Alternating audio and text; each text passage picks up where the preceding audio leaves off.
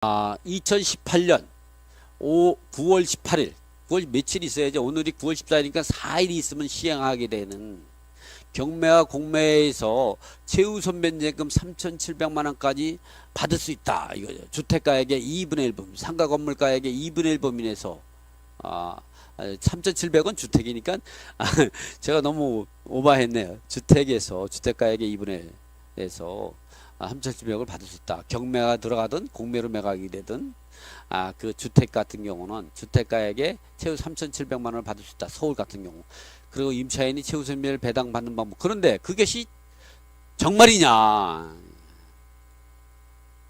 정말로 경매나 공매가 들어가면 2018년 9월 18일 이후로 경매가 들어가게 된다든 공매가 들어가면 모든 사람이 최우선 면제금 주택가액의 2분의 1을 최우선을 받느냐?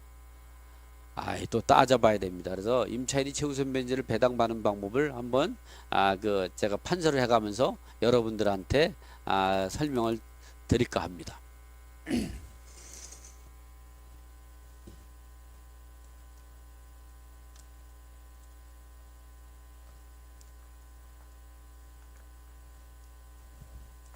자, 먼저 여기에 기재한 내용을 한번 보십시오. 법이 어떻게 되냐면 2018년 9월 18일부터 서울시 같은 경우는 1억 이하일 때 3,400을 받았어요. 언제까지? 2016년 3월 31일부터 2018년 9월 17일까지는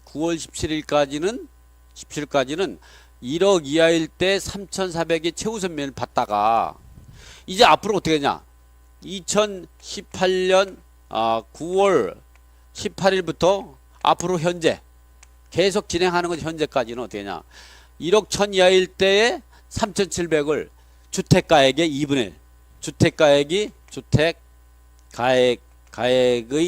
2분의 1 범위 내에서 2분의 1 초과되면 그 범위 내에 2분의 1 범위 주택가액이라는 거는 매각 대금에서 경매 비용을 뺀 금액을 거기에 2분의 1 절반. 자, 그래서 서울 같은 경우는 2018년 9월 18일부터 현재까지는 1억 1천 이하일 때 3,700 그리고 과밀억 채권력은 8천에 2,700 했다가 2018년 9월 18일부터 현재부터는 어떻게 하냐? 1억 이하일 때 3,400 그리고 이 광역시나 기타 지역은 변동 없습니다. 지역만 좀 추가되어 있고 변동 없습니다. 변동 없이 이렇게. 그러면 이런 때 이제는 앞으로 주택가액이면 주택가액의 2분의 1 범위 내면 그리고 현행법상 1억 1천 보증금이 소액 임차 보증금이 1억 1천 이하면 누구나가 주택가액의 2분의 1 범위에서 3,700 받느냐? 아니죠. 외의 조항이 있습니다.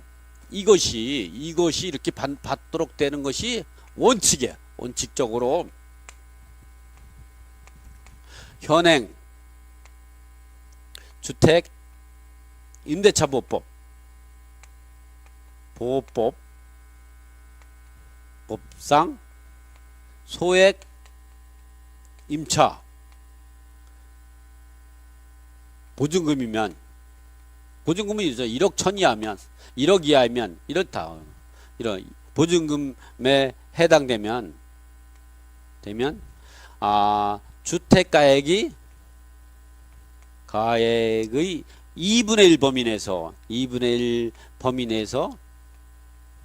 3,700만 원을 서울 같은 경우는 받을 수가 있다는 거죠. 그러나 예외 조항이 있습니다. 이거는 주택임대차 보호법에 대해 원칙적인 얘기고 단서 조항이 있어요. 단서 조항이 어디냐? 단서 조항이 여기 있죠. 주임법, 주택임대차 보호법, 주임법에는 법 밑에 또 시행령이 있죠. 대통령령, 시행령 부칙 제4조에는 어떤 내용이 있느냐? 부칙 제4조에는 어떤 내용이 있냐고. 제가 이제 글씨가 좀 부족하죠. 원래 천재는 악필이라고 써요. 악필. 글씨 잘 쓴다고 그래가 성공하는 건 아니죠. 어쨌든 글씨 잘 쓴다고 여러분 부자 되는 거 봤어요? 그럼 서울대 나온 사람이 하기는 카이스트 나온 사람이 다 부자가 되겠네. 그죠? 유학 갔다 온 사람이 다 부자 되겠네. 아, 그렇죠. 여기에 보면 예조항 단서조항 4조에 보면 담보물건 설정 당시 소액 임차 보증금이 아니었다가 법 개정, 지금처럼 법이 개정이 된 거죠. 예. 이 지금부터 2018년 9월 17일까지는요 법이 어땠냐, 1억 이하야 소액 임차 아니었어요. 근데 1억 1000으로 늘어났죠.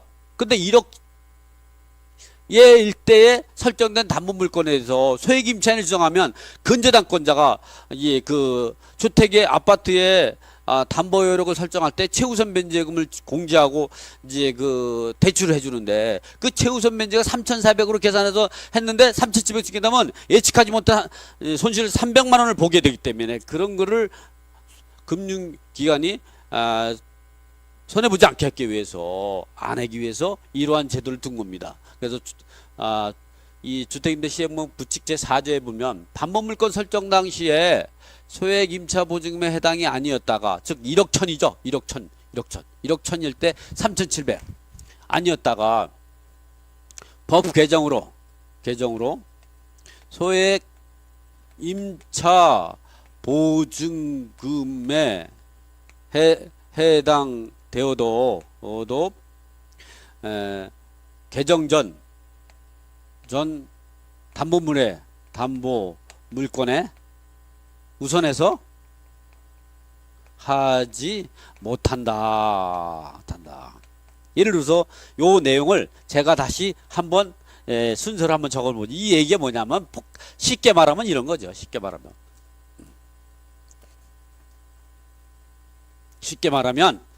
연도를 그려가면서 한번 제가 한번 해보죠. 쉽게 말하면 이런 겁니다. 예를 들어서 2005년도 8월 10일 날 근저당이 설정이 됐죠. 그리고 나서 2010년 10월 20일 날 또 근저당이 설정이 됐어요. 그 다음에 갑임차인이 보증금이 얼마냐? 7,500만 원이에요. 7,500만 원. 을 임차인은 보증금이 1억 원이라고 하면 1억 원. 이러고 이랬을 때 이 사람이 보증금 대출금이 2억, 이 사람은 대출금은 1억 이랬을 때 1순위로 배당은 누가 하냐? 이 2005년 8월 20일 설정 당시에 근저당권이 예측할 수 있었던 가능 소액 임차 보증금이어야 된다. 이게 또 어땠냐? 이 사람이 근저당권자가 대출해 줄 때요. 여러분 옛날 속된 말인데 제가 잘 안 쓰는 편이고 좀 올바른 방빼기라는 얘기 하죠. 방빼기. 대출해 줄 때 옛날에 방 빼줄 때 대출해 줄 때 방을 공제하고 하죠. 그걸 최우선 변제권을 공제하는 거죠. 그래서 이 사람이 대출할 때 최우선 변제금을 선수로 공제하고 나머지 갖고 대출 여력을 해서 일반 매매로 이루어지게 되면 대출 여력이 떨어지는 얘기가 바로 그런 겁니다. 그래서 이런 경우 보면 이때는 어떻게 하냐? 2001년 9월 15일부터 2008년 8월 20일까지는 어떠냐? 4천만 원 이하일 때 소액 임차 보증금으로 판단해서 1,600만 원만 지급했죠. 그러니까 이 근저당 같은 경우는 방빼기를 1,600만 원만 한 거죠. 최우선 변제금을 1,600만 원 공제했는데 법이 개정이 돼서 지금은 어떻게 했냐? 경매가 2018년 9월 18일 이후에 경매가 들어갔다든가 그때 시점에 배당 시점이 걸려가지고 현행 법상 소액 임차인을 주택가액 2분을 보내서 1억 1000 이하일 때 3,700을 지급한다면 얼마를 더 지급해요? 1,600에서 하면 이게 뭐 한 2,900인가 얼마 더 지급하게 되는 거죠? 그래서 그런 걸 하기 위해서 하지 못하도록 해서 이때에 하려면 4천만 원 이하인 사람만 1,600만 원 받을 수 있는데 여기 보면 갑이 임차인은 7,500이고 을이 임차인은 1억 원이죠. 이 사람은 소액 임차인이 아니죠. 그래서 이럴 때는 1순위로 그 국민은행이 이 사람은 신한은행 국민은행이 2억 원을 배당을 받게 되는 겁니다. 그리고 2순위는 누구냐? 배당을 받았으니까 이 사람은 지워지는 거죠. 이게 배당만 지워지고. 그럼 두 번째 근저당권은 누구냐? 2010년 10월 20일이면요. 이때 예측 가능한 근저당권가 예측 가능한 소액 임차 보증은 이렇습니다. 2010년 7월 26일부터 2013년 12월 31일까지는요. 7,500만 원 이하일 때 2,500이죠. 그래서 이럴 때에는 이 사람보다 우선하는 소액임차는 이 갑이 임차는 7,500만 원이기 때문에 소액 임차에 해당됩니다. 그래서 1순위로 이 사람은 2순위로 갑 최우선 면제금 제금 2,500만 원 이렇게 되는 거죠. 그래서 더 이상 이 사람은 1억이니까 소액임차 현행 법상 소액임차에 하더라도 이 국민은행 근저당이나 신한은행 근저당에 소액임차를 주장할 수 있는 사람은 없죠. 특히 국민은행에 대해서 소액임차를 주장할 사람은 아무도 없고 신한은행에 대해서 소액임차를 주장할 수 있는 사람은 갑임차인만 있죠. 을임차에는 소액임차인이 아니죠. 대항할 수 있는. 그것이 바로 주택임대차보호법 시행령 부칙 제4조에 있는 내용입니다. 자, 그래서 3순위는 신한은행 은행 1억 원. 그리고 4순위로는 더 이상 담보물건이 없고 이 임차인도 언제냐? 예를 들어서 2018년 9월 19일 날 이 전입신고도 하고 확정일자가 2018년 9월 19일 이 을임차인도 2018년 9월 20일이다. 이렇다고 그러면 이 확정일자를 기준으로 해서 소액임차는 결정하는 담보물건은 주택임대차보호법 시행령 부칙 제4조에 있는 담보물건을 내는 거는 어디까지 얘기냐? 담보물건뿐만 아니라 저당권 부채권이죠. 이런 걸 기준으로 하는 걸 우리가 소액임차인 결정 기준, 판단 기준으로 하는 그 소액임차를 결정하는 기준은 뭐냐? 담보물건, 근저당, 담보가 이제 전세권 이것만 소액임차를 결정하는 기준이 되는 게 아니라 저당권 부채권은 임차인의 확정일자 또 담보가 등기된 전세권 이 등기된 전세권은 임대차 등기와 임차권 등기 다 포함되는 거죠. 임대차 등기, 임차권 등기 다 포함이 되는 거죠. 이런 것들이 소액임차인을 결정하는 기준이 되기 때문에 이 확정일자가 있으면 확정일자로 기준합니다. 그래서 확정일자 같은 경우 임차인 확정일자 받을 때도 2018년 9월 19일 확정일 받을 때는 내가 입주하는 집에 나보다도 1억 1천 이하인 사람이 최우선 면제금 주택가액의 2분의 1 부분에서 3,700을 받을 수 있다는 걸 알고서 했겠죠. 그래서 이런 사람들은 예측했던 손실을 봐야 되는 거예요. 그래서 이걸 최우선 면제 공제라는데 그래서 이럴 때는 4순위로 어떻게 하냐? 첫 번째 자기도 자기 확정일자에서 최우선 면제 3,700만 원. 3,700인데 이 친구는 이미 2,500 받았죠? 3,700에서 2,500을 빼면은 1,200만 원이죠. 1,200만 원. 1,200만 원. 이 사람은 1,200만 원만 더 받으면 되는 거죠.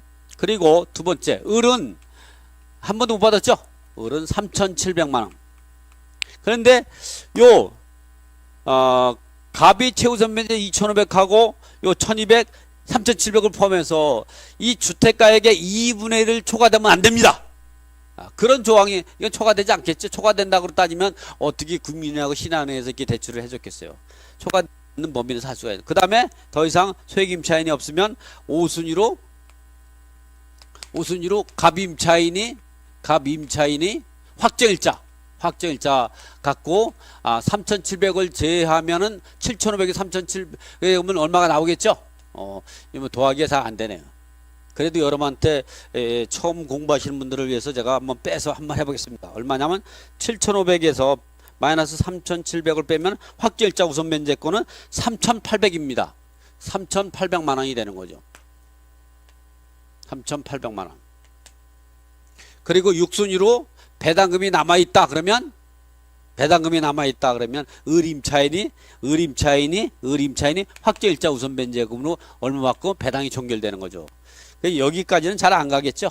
어쨌든 뭐 여러분이 이 정도 이제 판단해 가지고 이렇게 소액임차인을 결정하는 거는 현행 주택임대차보법 외에서 정한, 즉 지금과 같이 이와 같이 2018년 9월 18일부터 시행하게 되는 그 서울시 같은 경우 1억 1,000 이하 3,700, 과밀억제권은 1억 이하 3,400, 또 광역시는 6천 이하일 때 2천, 기타 지역은 5천 이하 1,700이라는 이런 기준 내에 각 구역 내 소액임차인에 해당되더라도 주택가액의 절반만 가져갈 수 있는 거고 나머지는 일반 우선 채권들에게 지급해야 되는 거죠.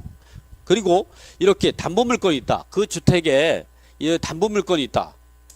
근저당 전세권, 그리고 저당권부 채권, 확정일자 임차인, 담보가등기, 등기된 임차권은 임대차 등기, 임차권 등기 이런 경우가 있다 하면 이게 설정될 당시에 소액임차 보증금이 돼야 돼요. 그렇지 않다면 이들이 설정할 때 예측했던 소액보증금과 그 위에 법 개정에 따라서 달라지게 되면 이러한 담보물건 등이 예측했던 손실을 예측하지 않았던 손실을 보게 되기 때문에 그런 것을 우리가 보완책을 만들면서 법을 만들면서 주택임대차보법에다 다 담지는 못했어요. 주택임대차보법에는 이런 내용을 담았지만 우리가 시행령, 대통령령, 주택임대차법 시행령